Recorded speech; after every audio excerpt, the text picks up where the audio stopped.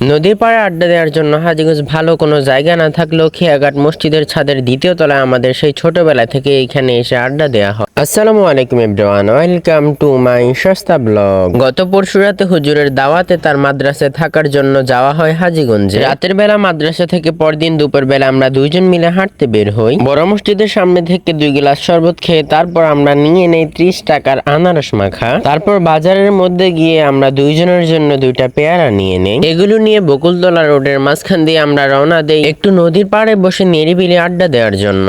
নদীর পাড়ে আড্ডা দেওয়ার জন্য হাজীগঞ্জ ভালো কোনো জায়গা না থাকলেও খেয়াঘাট মসজিদের ছাদের দ্বিতীয় তলায় আমাদের সেই ছোটবেলা থেকে এখানে এসে আড্ডা দেওয়া হয়। অনেকেই বলতে পারেন যে মসজিদের ছাদের উপর আবার কিসের আড্ডা। আসলে সেখানে গিয়ে আমরা ফ্রেন্ডরা মিলে একটু কথাবার্তা বলি, বাতাস খাই, নদী সুন্দর দৃশ্যগুলো উপভোগ করি, খাওয়া দাওয়া করি, জাস্ট এতটুকু। আর ছোটবেলা থেকে একটু মন খারাপ হলে সুযোগ পেলে আমরা সেখানে গিয়ে বসতাম, আর সেখানে গেলে কেমন জানি মনটা ভালো হয়ে যায়। যাই হোক, সেখান থেকে টুকিটাকি খাওয়া দাওয়া শেষ করে একটু আড্ডা দিয়ে আমরা আবার বাজারের দিকে চলে আসি। দুপুরে যেহেতু তেমন কিছু খাওয়া হয়নি, তাই আমরা দুজন মিলে চলে যাই হাজি হোটেলে, আর সেখানে গিয়ে দুপুরের খাবার হিসাবে মোগলাই খাই। খাওয়া দাওয়া শেষ করে পিচ্ছির বাসায় গিয়ে তার বাইকে করে ঘুরতে বের হয়ে যায়। হাজীগঞ্জের আশেপাশের প্রায় অনেক জায়গায় আমাদের ঘোরা হয়েছে, তাই ঘোরার জন্য তেমন কোনো জায়গা না পেয়ে আমরা টোড়াগড়ের ভিতর দিয়ে কাজিরগাঁও দিয়ে বের হই। এরই মাঝখানে আমাদের সাথে আরো একটা পাপিষ্ঠ যোগ দেয়। সেখান থেকে আমরা 3 জন মিলে হাজীগঞ্জ রেল স্টেশন গিয়ে 3টা ড্রিঙ্কও খাই। তারপর তাদেরকে বিদায় দিয়ে আমি রওনা দিই আমার গন্তব্য রহিমানগরের উদ্দেশ্যে।